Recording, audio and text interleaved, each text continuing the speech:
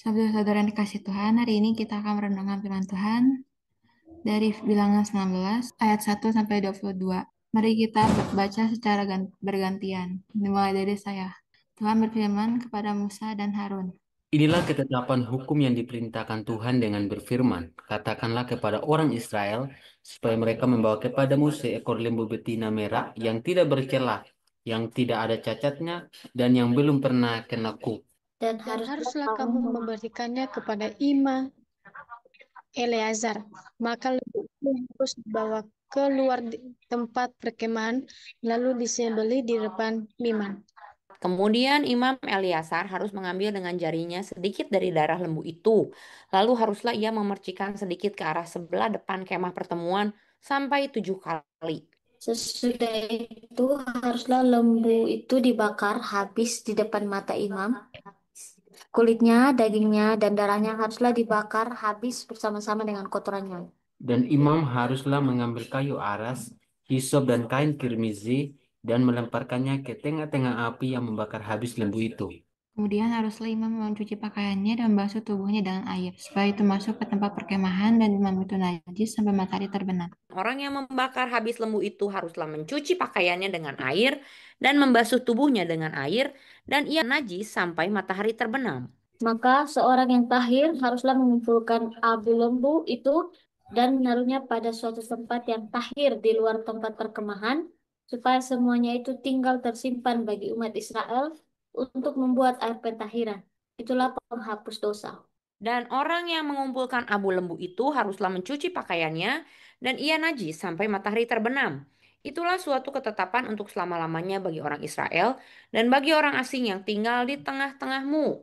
Orang yang kena kepada mayat, ia najis 7 hari lamanya. Ia harus menghapus dosa dari dirinya. Ia harus menghapus dosa dari dirinya dengan air itu pada hari yang ketiga dan pada hari yang ketujuh ia tahir.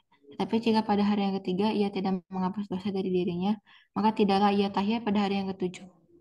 Setiap orang yang kena kepada mayat, yaitu tubuh manusia yang telah mati dan tidak menghapus dosa dari dirinya, ia menajiskan kemah suci Tuhan, dan orang itu haruslah dilenyapkan dari Israel, karena air pentahiran tidak disiramkan kepadanya, maka ia najis.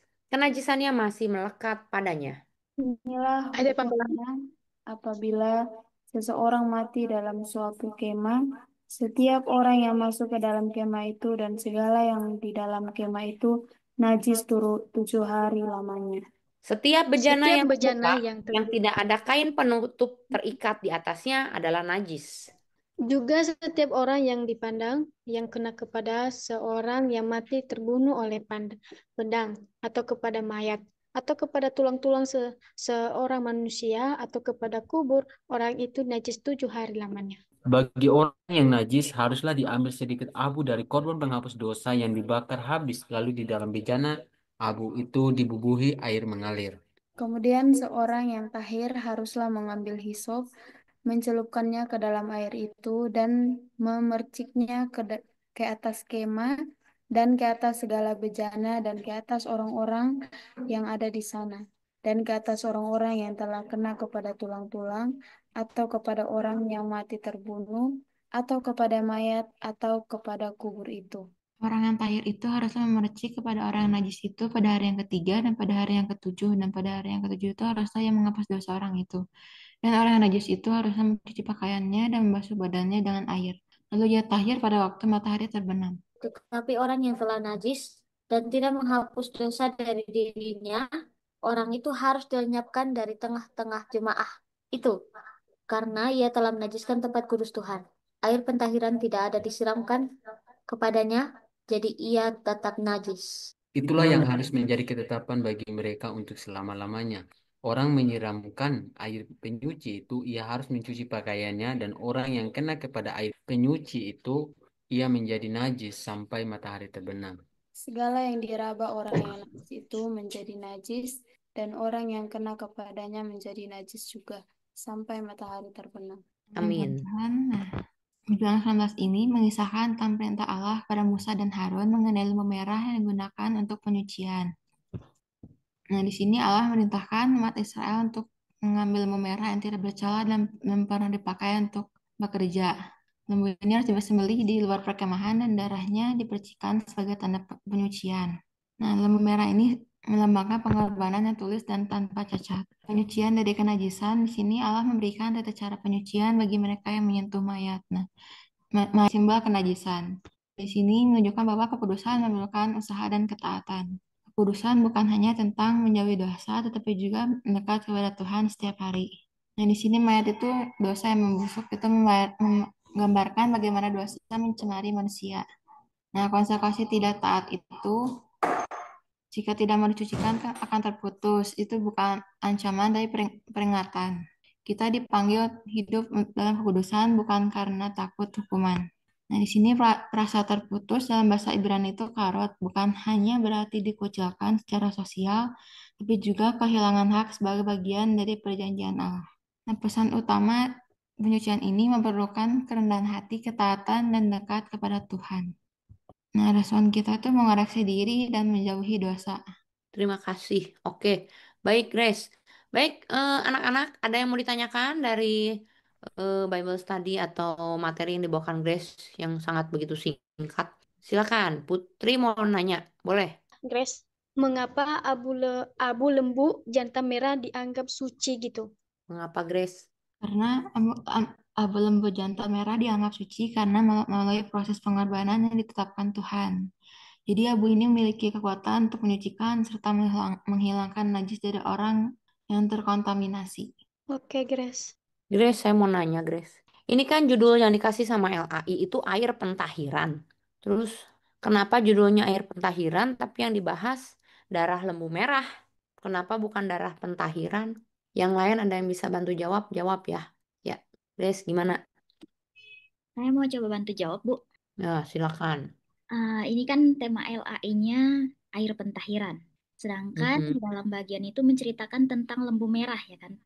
Nah, kalau mm-mm. kita baca secara dengan teliti, di ayat yang kedua itu kan dibilang, inilah ketetapan hukum yang diperintahkan Tuhan dengan berfirman. Katakanlah kepada orang Israel supaya mereka membawa kepadamu seekor lembu betina merah yang tidak bercela dan yang tidak ada cacatnya dan yang belum pernah kenaku. Tapi di bawahnya, kalau kita baca secara teliti, itu dijelaskan bagaimana cara-cara lembu itu dipakai atau digunakan. Kan di sini si lembu ini kan berperan sebagai media pentahiran gitu kan. Tetapi caranya bukan dengan yang kita mempersembahkan lembu itu. Iya mempersembahkan lembu itu, tapi yang menjadi poin utamanya itu ada di ayat 6. Di sana dikatakan, dan imam haruslah mengambil kayu aras, hisop dan kain kirmizi dan melemparkannya ke tengah-tengah api yang membakar habis lembu itu. Kemudian ayat yang ketujuh, kemudian haruslah imam mencuci pakaiannya dan membasuh tubuhnya dengan air. Sesudah itu masuk ke tempat perkemahan dan imam itu najis sampai matahari terbenam. Kita lihat lembu merah itu merupakan sarana upacara untuk pentahiran itu tadi yang ada di dalam Bilangan 19 ayat 2. Itu bahan utamanya, teman-teman. Nah, kemudian prosesnya di ayat yang kelima, lembu itu akan dibakar di luar perkemahan. Kemudian di bawahnya lagi ada proses selanjutnya di mana setelah dibakar, si lembu itu menjadi abu kan? Nah, abu itulah kemudian dicampur dengan air yang mengalir, teman-teman. Dan itulah yang menjadi air pentahiran itu. Kita bisa baca dari proses di ayat yang ke-6, 7, 9. Nah, kemudian di ayat yang ke-17, kita lihat, kita perhatikan di sana, bagi orang yang najis, haruslah diambil sedikit abu dari korban penghapus dosa yang dibakar habis, lalu di dalam bejana abu itu dibubuhi air yang mengalir. Jadi sebenarnya, apa kaitan dari air pentahiran sama lembu ini tadi? Lembu itu adalah sarana. Jadi kalau dalam film itu adalah pemeran utamanya. Sedangkan prosesnya itulah yang akan menjadi air pentahiran itu tadi. Airnya itu apa? Air yang sudah dicampur dengan abu pembakaran dari si lembu merah tadi, si bahan utamanya tadi, gitu. Dan air pentahiran ini digunakan buat apa? Di ayat yang ke-17, bagi orang yang najis, dan itu harus dibubuhi dengan air yang mengalir itu tadi. Jadi buat penyucian bagi orang-orang yang najis. Mungkin begitu, Bu. Jadi dia Kenapa sebagai lembu bahan merah utama sih, aja Miss? sih. Kenapa bahan utamanya lembu merah? Apa istimewanya lembu merah? Apakah waktu di Israel lembu merah itu punya arti yang lain? Coba Grace, kamu cari kenapa atau teman-teman yang lain juga bisa bantu. Tuh Mei, kenapa tuh Mei? Kalau dipikir-pikir, zaman dulu susah juga ya. Iya Bu, susah lembu merah. Sama dia nggak dipakai untuk kerja, nggak seperti lembu-lembu lainnya. Jadi dia Nah, nggak kerja, dia dikhususkan untuk dipersembahkan. Sama langka juga. apakah lembu merah ini dipelihara sebagai ternak atau gimana? Atau kelainan? Jadi memang diternak supaya dia berwarna merah gitu. Mungkin ada persilangan gitu kali ya Bu. Atau memang kejadian yang unik gitu. Atau kejadian yang hanya terjadi berapa periode sekali. Sehingga dikhususkan bahwa ketika lahir lembu yang berwarna merah, maka lembu tersebut akan menjadi korban pentahiran. Atau begitu atau bagaimana? Gimana Grace? Apakah kamu menyelidiki lebih dalam atau bagaimana? Kenapa lembunya harus warna merah? Dapat dari mana lembu warna merah? Apakah diternak atau itu kejadian yang hanya muncul sekali-sekali? Ya kalau gitu coba langsung dijawab. Kenapa? Terutama murid STTK Mulia. Sok coba bantu jawab. Kenapa lembunya harus merah? Kan ada yang bilang, oh merah itu simbol darah dan pengorbanan. Kalau aku mau Benar? coba jawab, Bu, Coba Matthew. kalau kenapa sapi merah? Sapi merah itu dianggap kayak lambang Kristus yang mengorbankan darahnya untuk penebusan umat manusia. Kenapa menggambarkan kayak lembunya merah tuh? Itu sih Bu sebagai simbolis yang kata Kamai Mm-mm. itu. Jadi kayak peranan utamanya itu sapi merahnya sebagai lambang Kristus, penambangan Kristus yang mengorbankan darahnya untuk penebusan umat manusia. Oke, hanya pertanyaan saya adalah bagaimana cara mereka mendapatkan lembu merah? Kayaknya memang ada jenisnya gitu lah Bu. Kan lembu kan banyak jenisnya ya Bu. Mungkin bukan hanya Mm-mm. jenis lembu putih aja yang ada pada saat itu, tapi juga ada lembu merah, lembu coklat. Kalau secara logikanya gitu ya Bu, kan hewan Mm-mm. banyak jenisnya. Ada kucing hutan, kucing batu, kucing rumah gitu. Mungkin kayak gitu Bu pada zaman itu juga. Karena kan kita belum ada juga dijelaskan di Alkitab lembu yang merah ini memang khusus untuk pentahiran atau gimana. Tapi menurut Mai sih itu memang jenis lembu aja, Bu. Tapi memang jarang dipakai karena dia unik. Kan kalau Mm-mm. dicari-cari juga katanya lembu ini sangat unik dan memang khusus untuk pentahiran. Dipisahkan gitu, Bu. Jadi Mm. semisal dia ada ini orang Israel punya peliharaan lembu yang banyak. Nah, terus di dalam Mm-mm. kawanan itu tuh ada lembu yang merah. Jadi kayak warnanya tuh Mm-mm. lebih ke merah gitu. Nah, itu yang dipisahkan Mm-mm. sendiri. Nah, mungkin caranya bisa mendapatkannya yang merah-merah itu tadi diternakin sendiri gitu, Bu. Mungkin bisa seperti itu. Mm-mm. Lembu merah Israel juga dikenal sebagai red heifer atau parah adumah dalam bahasa Ibrani, adalah jenis lembu yang secara khusus digunakan sebagai korban persembahan dalam Alkitab Ibrani dan Perjanjian Lama Alkitab Kristen. Lembu ini memiliki beberapa karakteristik khusus yang membuatnya unik dan sulit untuk diternakkan. Karakteristik lembu merah. Warna merah sempurna tanpa bercak atau warna lain. Tidak memiliki cacat fisik.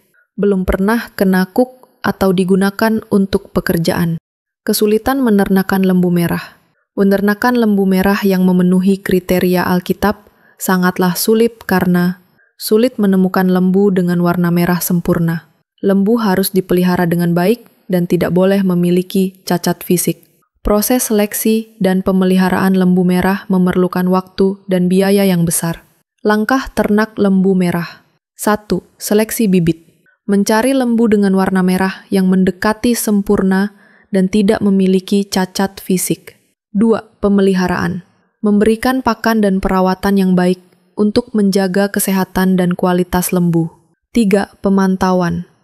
Memantau warna dan kondisi fisik lembu secara terus-menerus untuk memastikan bahwa lembu memenuhi kriteria. 4. Pengembangbiakan. Mengembangbiakan lembu merah yang telah memenuhi kriteria untuk meningkatkan populasi. Persentase kelahiran lembu merah. Persentase kelahiran lembu merah yang memenuhi kriteria Alkitab tidak dapat diprediksi dengan pasti karena faktor genetik dan lingkungan yang kompleks. Namun dapat dipastikan bahwa proses seleksi dan pemeliharaan yang ketat akan meningkatkan kemungkinan kelahiran lembu merah yang memenuhi kriteria. Kesimpulan, seleksi yang ketat ini menyebabkan hanya beberapa ekor lembu yang lolos seleksi dan memenuhi kriteria. Oleh karena itu, jumlah lembu merah Israel yang memenuhi kriteria sangat sedikit. Ya, mungkin juga ya. Mami, Apa? Mami. Kayaknya itu Ya. lembunya bisa merah gara-gara dicat warna merah, Demi. Enggak, Ih, siapa yang ngecat? ih, Ya. tapi kan kalau lahir secara murni, lahir secara sistem biologis, gak mungkin atuh, masa bisa merah? Pasti dicat merah atuh, Mami. Ditandain, terus diternakin khusus buat persembahan. Jadi Eh, catnya tuh tanda. mm-mm. Ini mirip kayak kayak ini kali ya. Mungkin Mami lebih setuju dengan tadi pendapatnya Kak Maira. Bahwa kan lembu itu banyak kan ternak. Nah, ada beberapa lembu yang istimewa. Mungkin ada yang loreng-loreng, mungkin juga ada yang bintik-bintik, mungkin juga ada yang putih, ada yang coklat, ada yang krem. Seperti waktu itu contohnya Yakub ya sama domba yang loreng-loreng di Kejadian 30. Kan waktu itu kan Yakub yang mengusulkan sama Laban kan. Kalau kambing loreng-loreng belang-belang punya dia, yang polos punya Laban. Nah, tetapi kan akhirnya Yakub kan punya ilmunya kan. Gimana caranya menghasilkan ternak yang loreng-loreng ya. Kalau nggak salah coba dibaca di Kejadian 30 ayat 25-nya, dia pakai ranting-ranting di hewan waktu si hewannya sedang kawin. Sehingga apa anaknya yang muncul loreng-loreng ya, juga bisa dari makanan ya. Jadi kata kamera benar juga, jadi si lembu itu memang diternak dan muncul bisa ada warna merah ada apa-apa. Nah yang merah itu diistimewakan ya, jadi mungkin kalau di Google bilangnya lembu merah ini hanya muncul 9 kali dari zaman orang Israel keluar dari Mesir sampai masa pembuangan ke Babel. Jadi memang jarang keluar lembu merah karena itu diistimewakan sampai tertulis dalam bilangan 19. Tapi terlepas dari kelangkaan ini, kita melihat bahwa lembu merah tersebut diistimewakan karena eh, menggambarkan bahwa keselamatan juga adalah suatu yang istimewa ya. Kalau tadi Matthew kan bilang lembu merah itu mengibaratkan Tuhan Yesus, pengorbanan Tuhan Yesus ya. Berarti Tuhan Yesus pengorbanan Tuhan Yesus itu adalah sesuatu yang istimewa ya, yang patut dihargai dan dihormati oleh kita semua. Oke, ada tanggapan, ada pertanyaan. Nah, sekarang pertanyaan lagi yang kedua. Kalau gitu, Grace, penerapannya apa nih buat kita saat ini? Kan kita mah udah nggak punya lembu merah, terus juga kan kita mah udah zaman anugerah. Nah, dari belajar ini, apa nih yang bisa dibagiin buat kita anak-anak muda saat ini? Sebentar, Bu. Aplikasinya tuh bagian muda hidupmu anak muda harus sadar bahwa hidupmu bernilai bukan karena seberapa banyak kamu bisa lakukan, tapi karena kamu dikuduskan untuk Tuhan. Lalu, selanjutnya gimana? Yang lain bagaimana? Coba Isna, dari kamu yang tadi kamu dapat dari penjelasan Grace apa? Kalau dari saya sih Bu, kan ini konteksnya zaman anugerah. Jadi eh, saya sebagai manusia biasa kan hampir tiap hari pasti jatuh juga dalam dosa. Jadi saya belajar dari yang Grace jelaskan ini, jangan bermain-main dengan dosa gitu. Kadang saya secara sengaja melakukan dosa.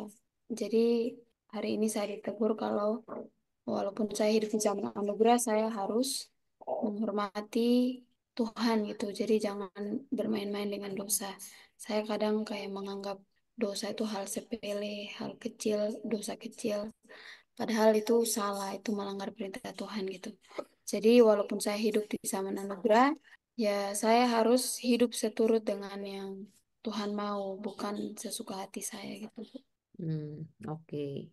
Rasi, Kalau di zaman itu orang Israel itu pakai air pentahiran. Itu yang membuat mereka disucikan. Kalau zaman anugerah, seperti kita yang hidup di zaman ini, kita mengandalkan Tuhan Yesus. Darah Tuhan Yesus itu yang jadi satu-satunya penebus kita, yang menyucikan kita. Tuh.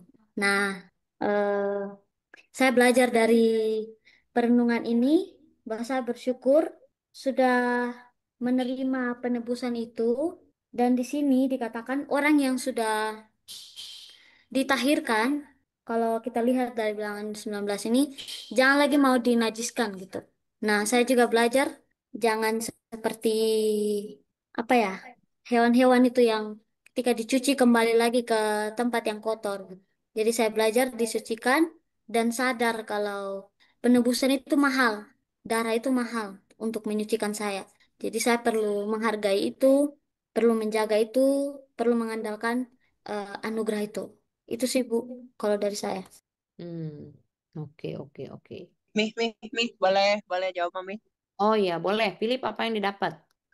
Jadi menurut aku bahwa si lembu merah ini tuh sebenarnya kan bisa diartikan sebagai tikus merah. Jadi si tikus merah tuh apa? Tikus merah tuh apa? Kayak pernyataan tentang hewan yang baru lahir. Jadi maksudnya lembu merah tuh lembu yang baru lahir gitu. Hah, lembu yang baru. Bukan, itu mah bayi merah. Ya gitu, ini lembu yang di sini yang dimaksud lembu yang baru lahir. Kalau dia lembu yang baru lahir, nggak perlu ditulis bahwa tidak pernah bekerja, tidak pernah kena kuk. Karena ya udah pasti baru lahir mah nggak pernah kena kuk, ya kan? Tapi kan tidak pernah kena apa tadi Mi? Kuk. Kuk, Tidak pernah kena kuk kan itu tuh sebagai penegasan Mi.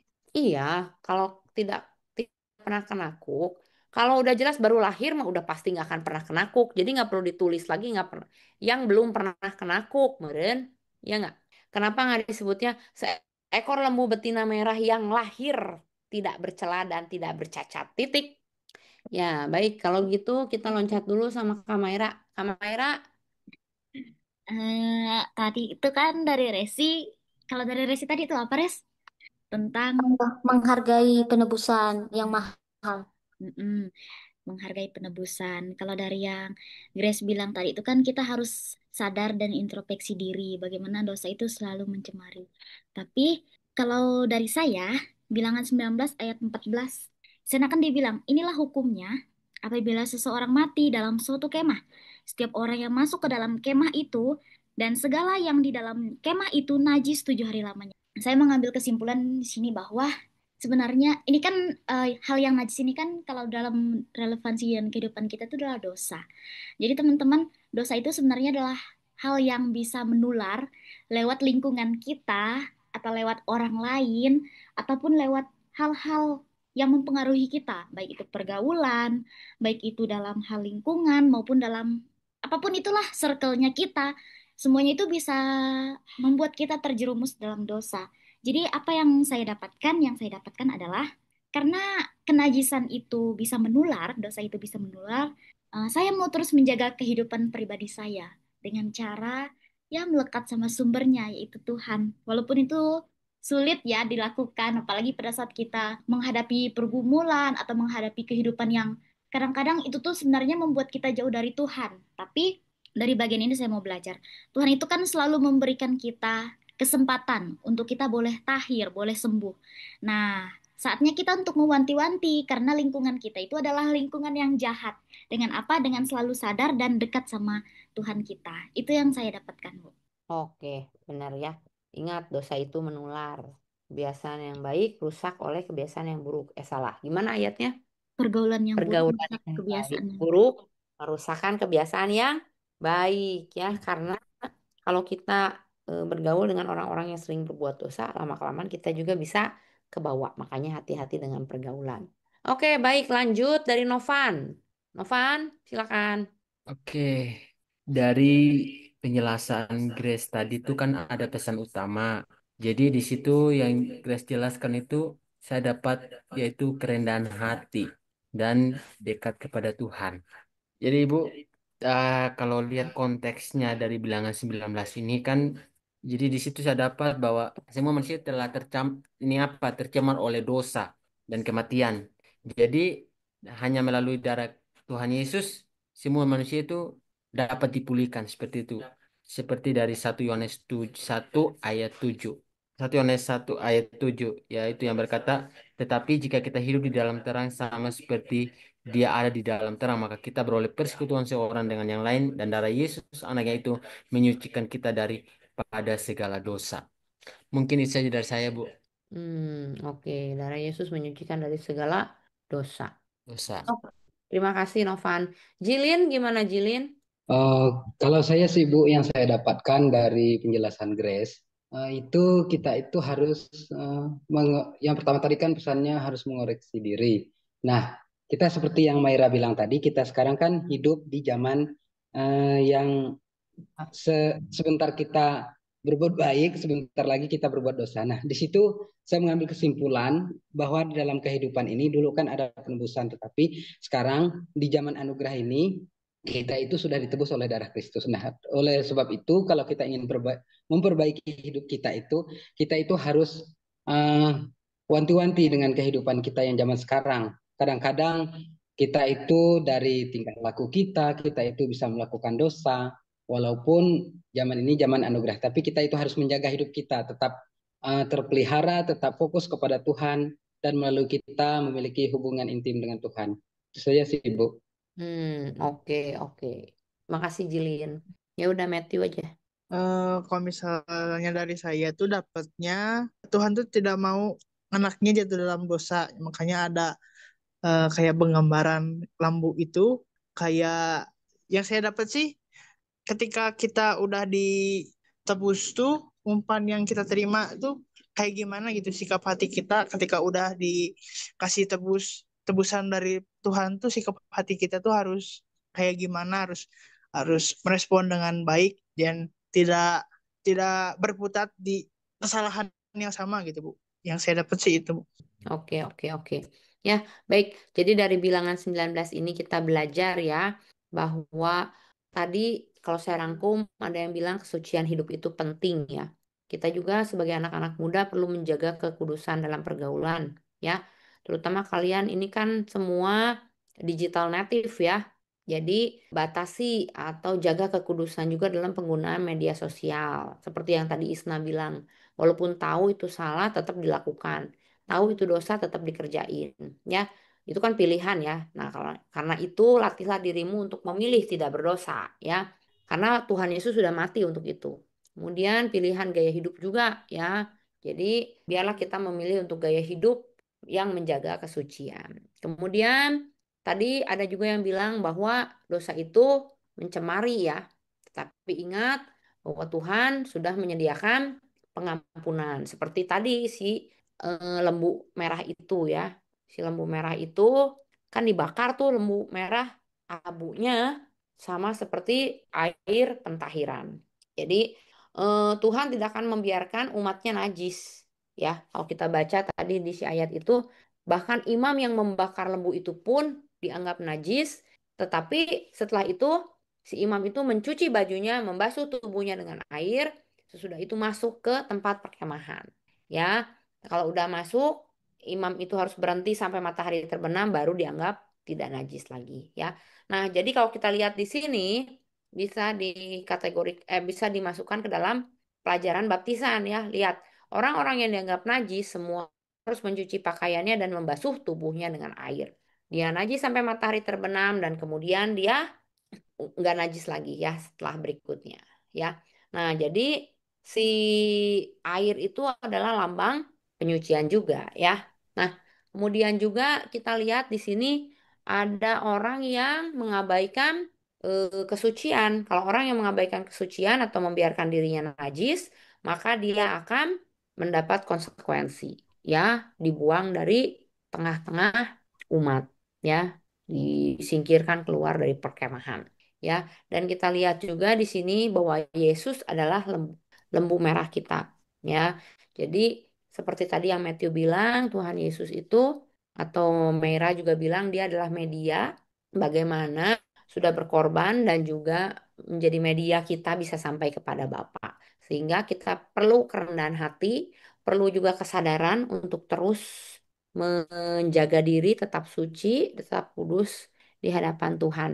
Ya, kita tidak bisa melakukannya dengan kekuatan sendiri, tetapi puji nama Tuhan kita punya Roh Kudus yang membuat kita bisa menanggung segala perkara, ya, berdasarkan kekuatan daripada Tuhan. Amin. Tuhan Yesus memberkati. Ya, minta dengan hormat Om Yosua tutup kita dalam doa. Silakan. Baik, puji Tuhan. Salam. Shalom. Oke, terima kasih rekan-rekan ya buat materinya yang sangat bagus ya. Semua boleh berkomentar. Oke, kita tutup dalam doa ya. Terima kasih Bapa di surga, di dalam nama Tuhan Yesus Kristus. Kami bersyukur buat materi yang telah kami terima dari hamba-Mu.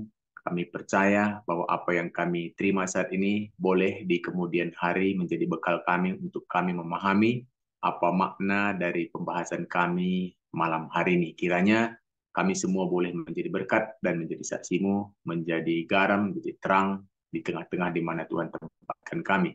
Khususnya bagi hamba-hamba-Mu yang saat ini sedang melanjutkan pendidikannya, studinya, kami serahkan dalam tangan Tuhan. Pemakaian-Mu yang luar biasa kelak menjadi kebanggaan bagi bangsa kami atas hamba-hamba-Mu yang telah Engkau perbekali dengan firman. Bila sebentar kami akhiri jam Bible study kami ini, kami rindu tangan Tuhan yang memberkati kami. Berkati kami dengan berkat sukacita, berkat damai, berkat ketenangan, ketenteraman, berkat perlindungan, berkat kasih sayang, berkat kesehatan, berkat-berkat yang daripada-Mu, Tuhan Kau limpahkan atas hidup kami. Pertemukan kami di hari-hari berikutnya, Tuhan, supaya kami lebih memahami dan mengenal apa yang menjadi isi hati-Mu dalam kehidupan kami. Terpujilah Engkau Bapa. Bagimulah segala pujian, hormat, dan kemuliaan dari saat ini sampai selamanya. Di dalam nama Tuhan, Yesus Kristus kami yang berdoa dan mengucap syukur. Amin. Amin. Tuhan Yesus memberkati. Sip. Terima kasih, Tuhan Yesus memberkati. Sampai minggu depan ya. Jangan lupa pencet like dan subscribe video ini ya. Dan juga jangan lupa di komen. Oke? Bye-bye.